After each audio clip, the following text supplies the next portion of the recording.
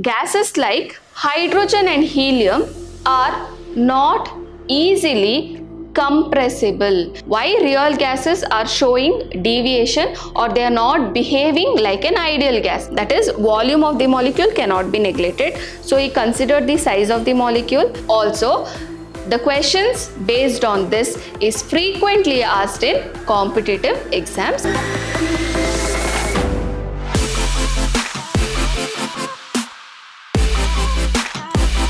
Hello my dear students, welcome back to session 5 on the chapter States of Matter. Last class we studied about Dalton's law of partial pressure as well as kinetic molecular theory of gases, and we solved some of the numericals.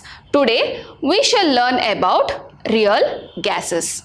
Okay, so first what do we have? Behavior of real gases and their deviation from ideal behavior. Now, what is an ideal gas? I already have explained it to you all, but still once again, the gas which strictly follows Boyle's law, Charles' law and Avogadro's law are called as ideal gases.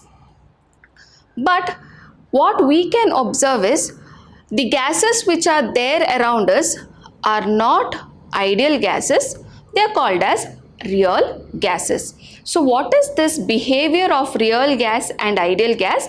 We will learn. Okay. So first we have a graph of PV versus P, that is pressure volume versus pressure at constant temperature. We know that ideal gas equation is PV is equal to RT for 1 mole of gas. Correct? R is a constant. Temperature also, if I keep it as constant, then PV value should be a constant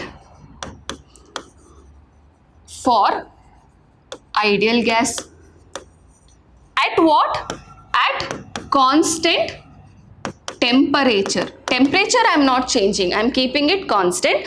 R also is a constant. So P into V, that is pressure into volume, value should be constant. Do you all agree? Yes. So in the graph, when we plot PV value in the y-axis and pressure value in the x-axis, if it is an ideal gas, PV value should not change at all. It is a constant, isn't it, at constant temperature. So we have to get a straight line. So if we get a straight line, we call them as ideal gases. But then you can see here gases like helium, hydrogen, methane, carbon monoxide, none of them are giving straight line. There are two types of deviation which you can observe in this graph. Now what is that? You can see that helium and hydrogen gas at low pressure, the PV value started slowly increasing. As the pressure increasing, even the PV value is going on increasing. That means gases like hydrogen and helium are not easily compressible. You cannot compress them very easily. Okay, or you cannot liquefy them very easily because their PV value is much higher than ideal gas. Also, as the pressure is increasing, the PV value is going on increasing. You can see the line is going above, isn't it? That means that hydrogen and helium gas are not easily liquefiable gas. Now you can see one more type of curve here which is shown by carbon monoxide gas and methane. Now what is that? You can see here for methane gas at low pressure you can see the PV value is decreasing. It is less than ideal gas. Correct? It is decreasing. It comes up to a minimum value and then when the pressure is increased, the PV value slowly increases and then suddenly it will shoot up at a higher pressure. So what is happening? At low pressure you can see that PV value is lesser than ideal gas. As slowly then pressure is increased, the PV value is also going on increasing, and then after a point of time, after this particular pressure, you can see it is the PV value is more than ideal gas. Same case with carbon monoxide, slowly it decreased, it came up to a minimum level, and then when the pressure was increased, even that increased. Now what do you understand from this? Gases like methane and carbon monoxide can be liquefied at low pressure, but then at high pressure you cannot compress them or liquefy them. So what is it? Methane and carbon monoxide gas, if you get a line like this which is coming below ideal gas and then after at a higher pressure only it is going above, then the meaning is that at a lower pressure such gases can be liquefied or it can be compressed, okay, but at higher pressure you cannot compress them. It is really very important to understand this graph. Once again, there are two types of real gases which we can observe here, or two types of deviations which we can observe. Hydrogen and helium show positive deviation, that is their PV value is higher than the ideal gas. That means that these gases are not easily compressible or they are less compressible. Whereas for methane and carbon monoxide, we can see that the PV value will become low, come to minimum value, and then it goes on increasing at higher pressure. That means they show negative deviation at low pressure and they show positive deviation at high pressure. Okay, such gases can be compressed at low pressure. They are easily compressible only at low pressure, not high pressure. Okay, so that is what you understand from this particular graph.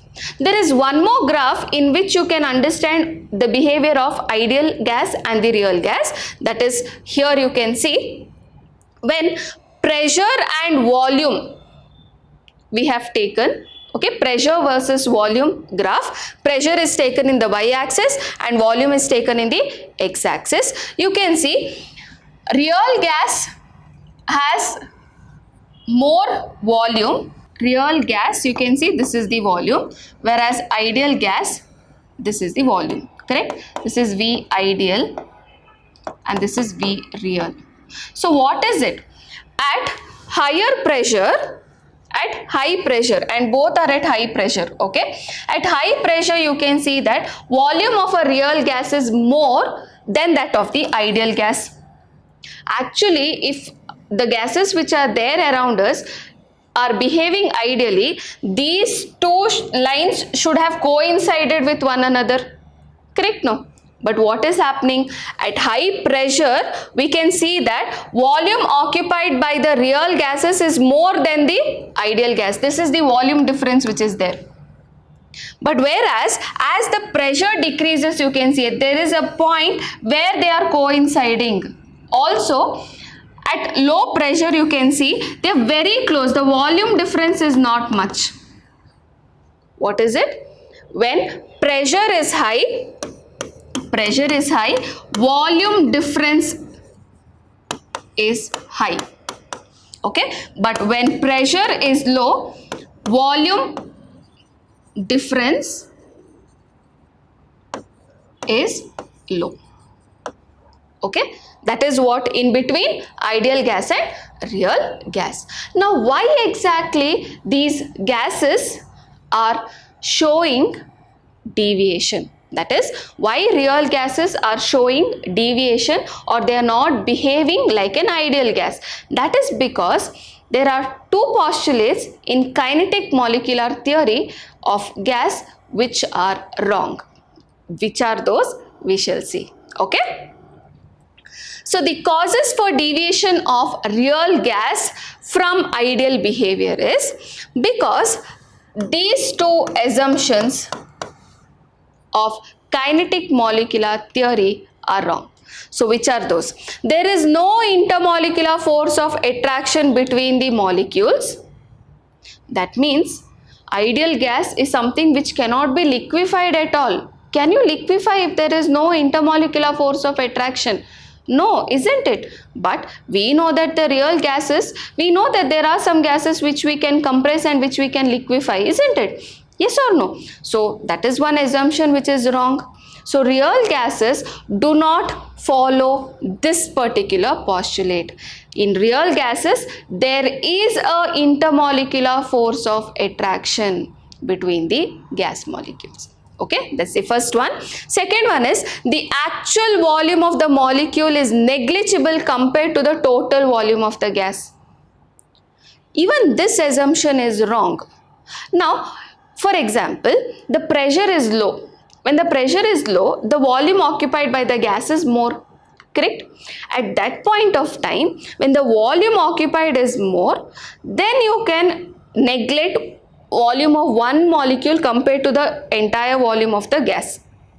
But if you consider the pressure to be high, when pressure is high, what will happen? See, you're going on applying pressure. For example, there's a gas here and you're going on applying pressure. The volume will go on decreasing, isn't it? When pressure is high, the volume occupied is very low. Okay, and in that, can you neglect the volume of one molecule there? No, you cannot neglect. The volume occupied only is less. In that way, how can you actually neglect the volume of one molecule? That's not possible, isn't it? That is the reason these two postulates are wrong, and thus the real gases deviate or they do not behave like ideal gases. Okay, thus the ideal gas equation what we have, that is PV is equal to RT, had to be changed for real gases, and van der Waal was the one who actually has put some correction term for ideal gas, and that equation is called as van der Waals equation. Now we learn what is this van der Waals equation. Okay, so what happened was, as I told you, now van der Waal considered the finite size of the molecule, that is volume of the molecule cannot be neglected. So he considered the size of the molecule. Also, he considered that there is an intermolecular force of attraction, and he applied two correction terms for ideal equation, that is ideal gas equation. PV is equal to RT we have, this is for 1 mole of gas. Okay, this is ideal gas equation. For this two correction terms were applied, that is pressure correction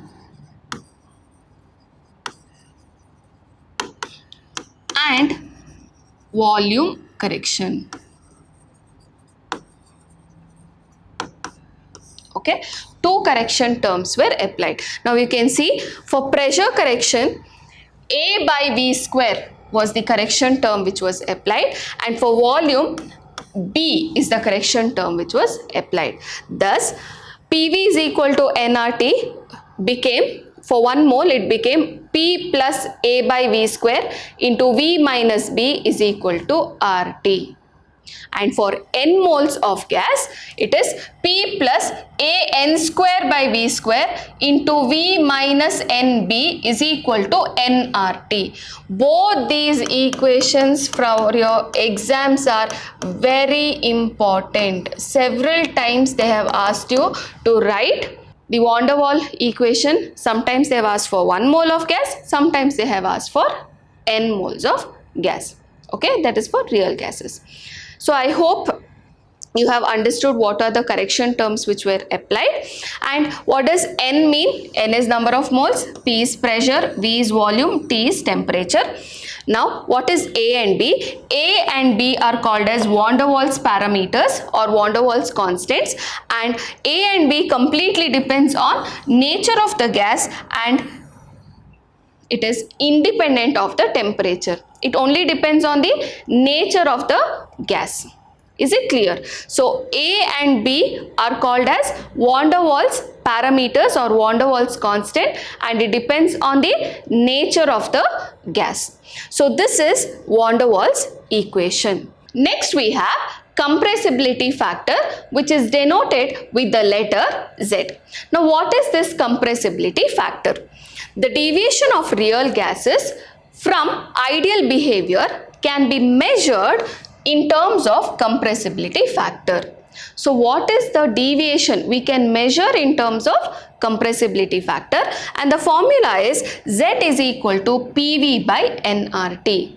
That is, we have ideal gas equation, PV is equal to nRT. So we have taken PV on the other end and Z is equal to PV by nRT, and this Z is called as what? It is compressibility factor.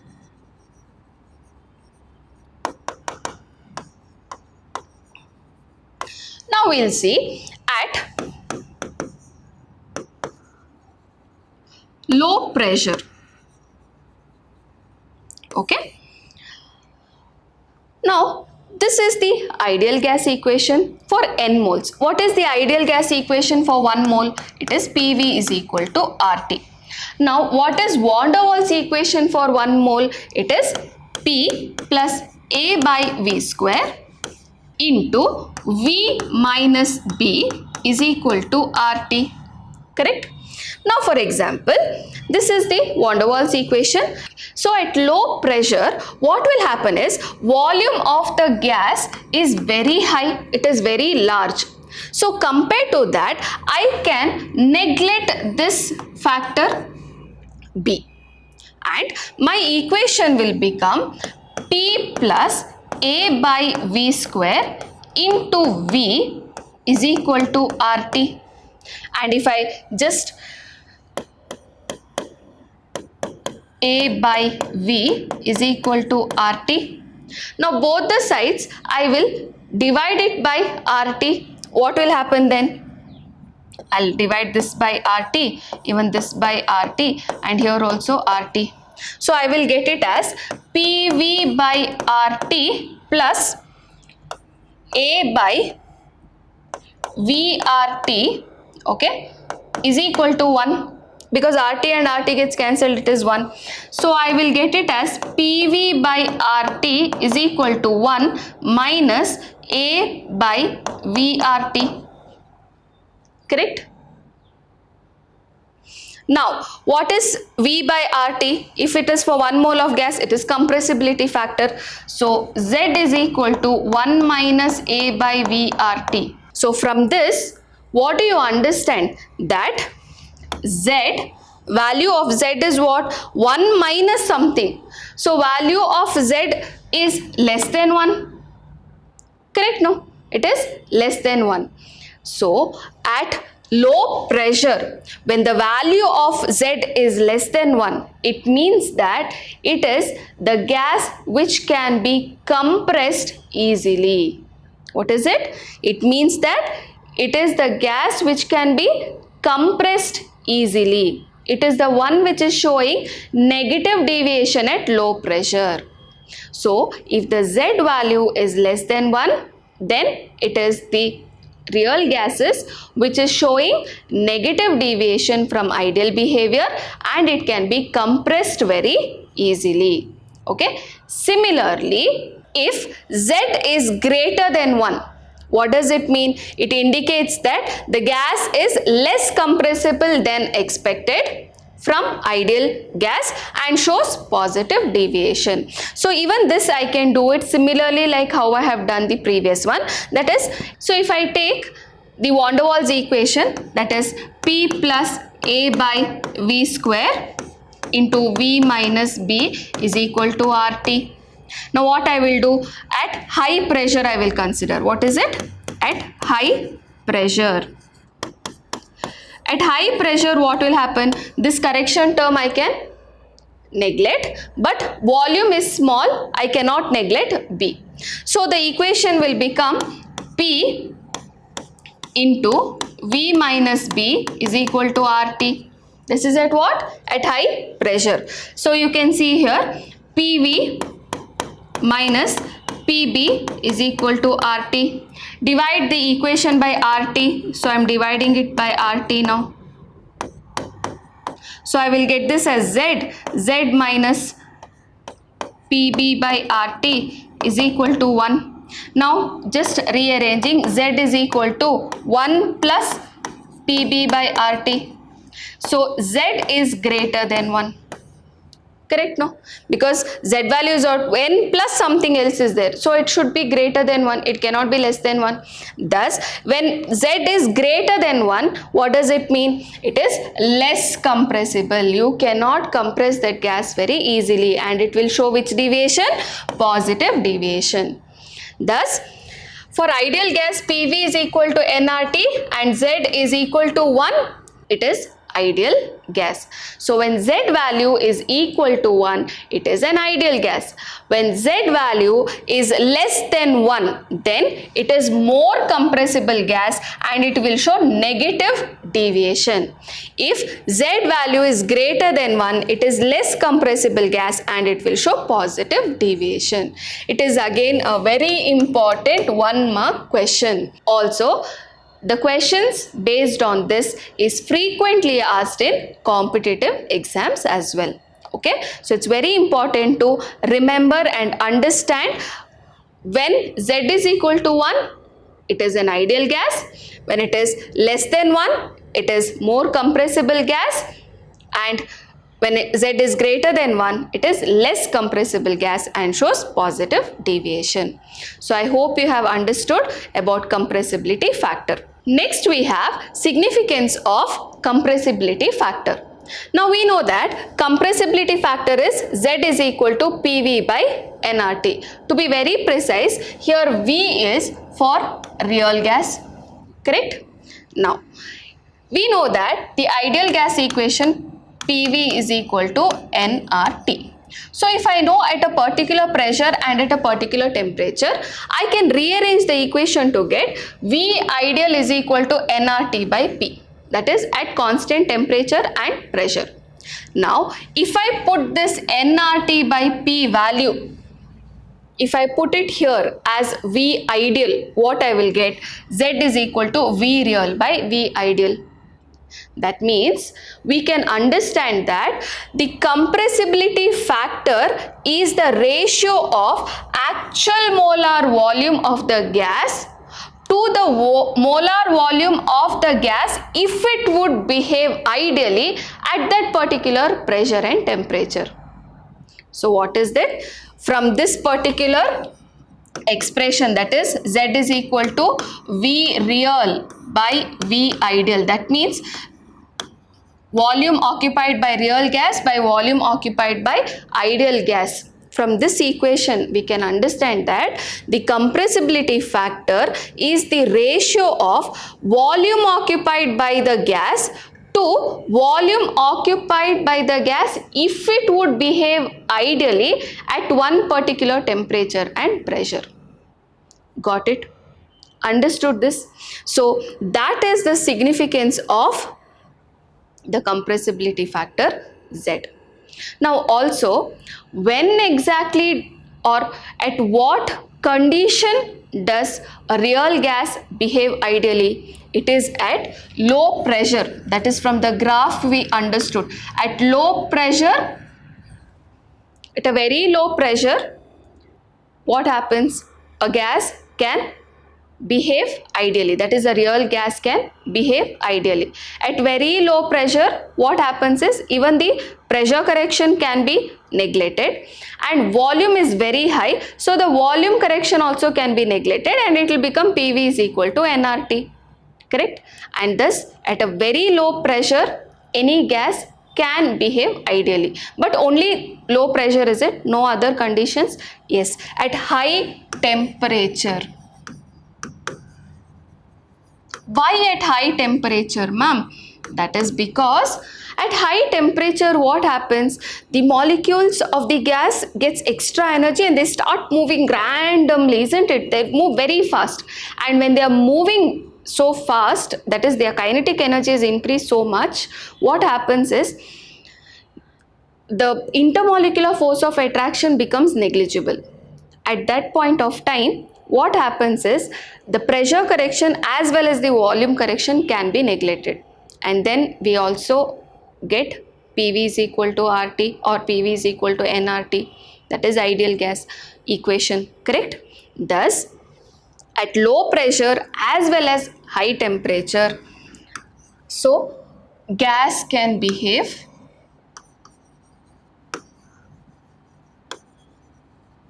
ideally or like ideal gas. Okay. So what is it? At low pressure and high temperature. This you have to remember. Again, it is a 1 mark question which can be asked. Okay. Next class we'll be learning about liquefaction of gases, liquid states, and under liquid states we'll be learning about the boiling point. So see you next class. Thank you, my dear children. Stay tuned, stay focused, stay curious.